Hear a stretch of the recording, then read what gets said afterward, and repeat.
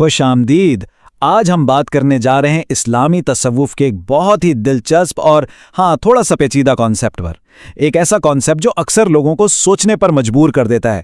جی، ہم بات کر رہے ہیں تجلی الہی کی، یعنی جب خدا کا نور کسی انسان کے ذریعے ظاہر ہوتا ہے۔ چلیے اس کو آسان لفظوں میں سمجھنے کی کوشش کرتے ہیں۔ تو سب سے پہلا اور سب سے بنیادی سوال جو ذہن میں آتا ہے وہ یہ ہے، آخر یہ ہو کیسے سکتا ہے؟ مطلب ایک انسان، ایک بشر، اس کے الفاظ اور اس کے کام، انہیں خدا کا کلام یا خدا کا کام کیسے مانا جا سکتا ہے؟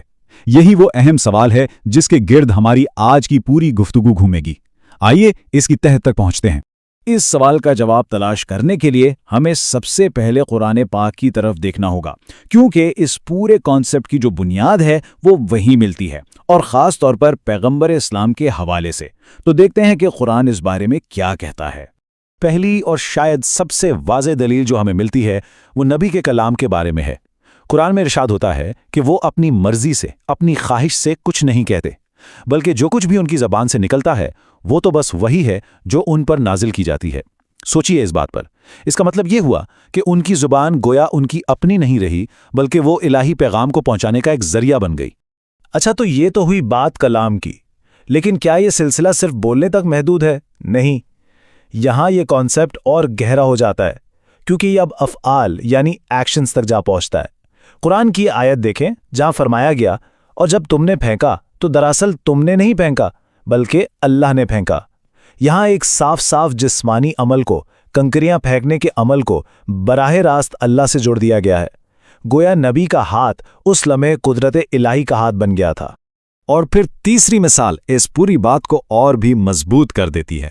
یہاں ذکر ہے بیعت کا، یعنی ایک عہد لینے کا۔ یہ ایک علامتی عمل ہے، ایک سمبولک ایکٹ۔ فرمایا گیا کہ جو لوگ آپ سے بیعت کرتے ہیں وہ در حقیقت اللہ سے بیعت کر رہے ہیں، اور ان کے ہاتھوں پر اللہ کا ہاتھ ہے۔ تو اب دیکھیے، ہم نے تین چیزیں دیکھیں: زبان سے نکلا کلام، ہاتھ سے کیا گیا عمل، اور پھر ایک علامتی عہد۔ تینوں صورتوں میں نبی کا وجود الہی ظہور کا ایک مظہر بن رہا ہے۔ تو یہ تو ہو گئی قرآنی بنیاد، لیکن یہاں سے بات آگے بڑھتی ہے۔ صوفیاء کرام نے اس کانسیپٹ پر بہت غور کیا اور سوال اٹھایا، کیا یہ الہی تجلی صرف پیغمبروں تک ہی محدود ہے؟ اور یہاں سے ہمارا سفر پیغمبروں سے اولیاء اللہ یعنی اللہ کے دوستوں کی طرف مڑتا ہے۔ اس سلسلے میں سب سے خوبصورت بات شاید مولانا جلال الدین رومی نے کہی ہے۔ وہ اس فلسفے کو آگے بڑھاتے ہوئے کہتے ہیں کہ جو اللہ کا دوست ہوتا ہے اس کا کہنا بھی اللہ کا کہنا ہوتا ہے، بھلے ہی آواز اس بندے کے حلق سے آ رہی ہو۔ سوچئے گا اس پر۔ ان کے نزدیک یہ الہی ظہور صرف انبیاء تک محدود نہیں، بلکہ اولیاء کی زبان اور ان کی صحبت سے بھی ظاہر ہوتا ہے، اور اس لیے ان کا کہنا ہے کہ جس نے اللہ کی صحبت میں بیٹھنا ہو اسے چاہیے کہ وہ اولیاء کی مجلس میں بیٹھے۔ اچھا، یہاں تک تو بات ٹھیک ہے، لیکن اب اس فلسفے کا سب سے نازک، سب سے اہم اور شاید سب سے غلط سمجھا جانے والا حصہ آتا ہے۔ دیکھیے، اگر ایک انسان خدا کے لیے بول رہا ہے، خدا کے لیے کر رہا ہے، تو کیا اس کا مطلب یہ ہے کہ نعوذ باللہ وہ خود خدا بن گیا؟ بالکل نہیں۔ اور تصوف اس فرق کو بہت بہت واضح کرتا ہے۔ خدا کا مظہر ہونا ایک چیز ہے، اور خود خدا ہو جانا یہ بالکل دوسری چیز ہے۔ اس پوری پیچیدہ بات کو سمجھنے کے لیے ایک فارسی کا مشہور شعر ہے جو گویا اس فلسفے کا نچوڑ ہے۔ کہتے ہیں، مردان خدا خدا نہ باشند، لیکن از خدا جدا نہ باشند۔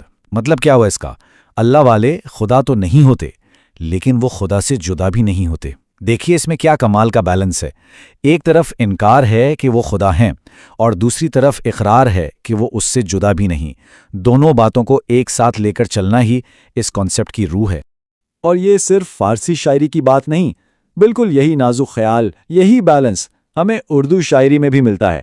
ایک شعر ہے نا، آدم کو خدا مت کہو، آدم خدا نہیں، لیکن خدا کے نور سے آدم جدا نہیں۔ پھر وہی بات، آدم یعنی انسان خدا نہیں ہے، یہ کہنا غلط ہوگا، لیکن اس سے بھی انکار نہیں کیا جا سکتا کہ اس کے اندر خدا کے نور کا ایک عکس، ایک جھلک موجود ہے۔ چلیے، اب تک ہم نے جو سفر طے کیا ہے اس کے اہم مراحل کو ایک بار پھر سے جوڑ کے دیکھتے ہیں تاکہ پوری تصویر صاف ہو جائے۔ تو دیکھیے، ہم نے شروع کیا قرآن سے، جہاں ہم نے دیکھا کہ نبی کے الفاظ اور افعال کو الہی تجلی کا مظہر قرار دیا گیا۔ یہ ہماری بنیاد تھی۔ پھر ہم صوفیانہ افکار کی طرف آئے جہاں اس اصول کو اولیاء اللہ تک وسیع کیا گیا، اور آخر میں ہم نے اس سب سے اہم اور نازک نقطے پر بات کی، وہ بیلنس، وہ توازن کہ خدا نہیں مگر خدا سے جدا بھی نہیں۔ تو یہ پوری گفتگو ہمیں ایک بہت گہرے سوال کے سامنے لا کر کھڑا کر دیتی ہے۔ آخر اس کا مطلب کیا ہے؟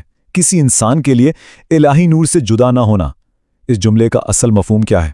یہ وہ سوال ہے جس کا جواب لفظوں میں نہیں، شاید احساس اور غور و فکر کی گہرائیوں میں ملتا ہے۔ اس پر سوچتے رہیے گا۔